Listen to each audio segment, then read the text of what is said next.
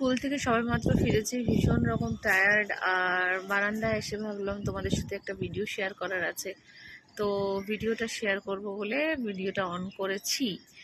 আর তারপর দেখছি আকাশ ভর্তি মেঘ করেছে, আর সারা আকাশটা মেঘে ভরে গেছে, হয়তো খানিকক্ষণ বাদেই বৃষ্টি নামবে। তো সেটা দেখে তো মনটা খুবই ভালো হয়ে গেল। এদিকে তোমাদেরকে একটা জিনিস দেখাই, এই জিনিসটা তোমরা দেখো, এটা একটা মধুর বোতল। আর এটা যে একটা গাছ, এটা যে এক ধরনের গাছ, তারা তোমরা অনেকেই জানো যারা কিনা গাছ ভালোবাসো।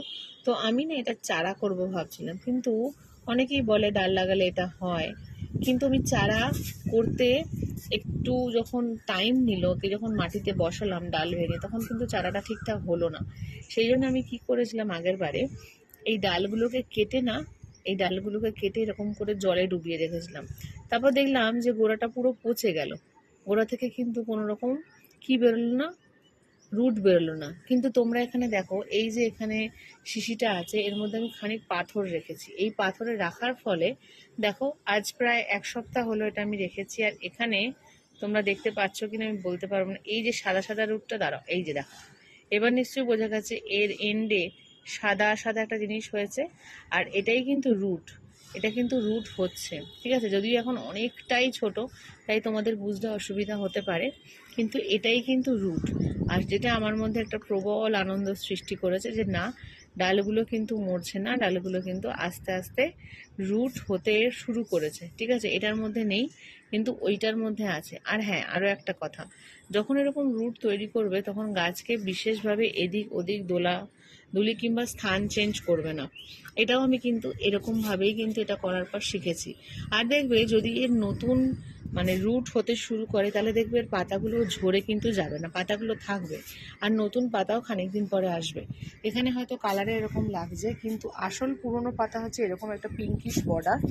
আর নতুন পাতা কেমন দেখতে হয়, নতুন পাতা হয় এরকম দেখতে, একদম লাইট গ্রিন কালারের, দেখতে পেয়েছো? তো এখানে নতুন পাতা আসছে, এখানেও দেখো, এই দেখো কুচকু একটা পাতা, এই যে নতুন পাতা আসছে। তাহলে নতুন পাতা আসছে মানে কিন্তু এর রুট হচ্ছে। আর যেটা আমার জন্য খুবই একটা আনন্দের বিষয়, যে আমি যেটা তৈরি করতে চেষ্টা করছি সেটা সফল হচ্ছে। ফলে গাছ লাগানো কিন্তু একটা অত্যন্ত ধৈর্যের ব্যাপার। তোমরা যদি ভাবো যে খুব কম দিনের মধ্যে এই গাছের সমস্ত দুঃখ কষ্ট ভুলে আমি যেমনটা চাইছি তেমন গাছ ফুল দেবে, গাছের রুট হয়ে যাবে, গাছ মাটিতে ধরে যাবে নতুন জায়গায় এসে, তাহলে কিন্তু একেবারেই ভুল। গাছ কিন্তু বেশ খানিকটা সময় নেয়, আর সেই সময়টা কিন্তু তোমাকে দিতে হবে সেই জায়গাতে অ্যাডজাস্ট হওয়ার জন্য, ফুল দেওয়ার জন্য, নতুন মাটিতে নিজেকে নতুনভাবে সাজানোর জন্য। তো চলো, আজকের ভিডিওটা এই পর্যন্তই। ভালো লাগলে অবশ্যই আমার পেজটিকে লাইক কমেন্ট শেয়ার করতে কিন্তু একেবারেই ভুলো না, ঠিক আছে।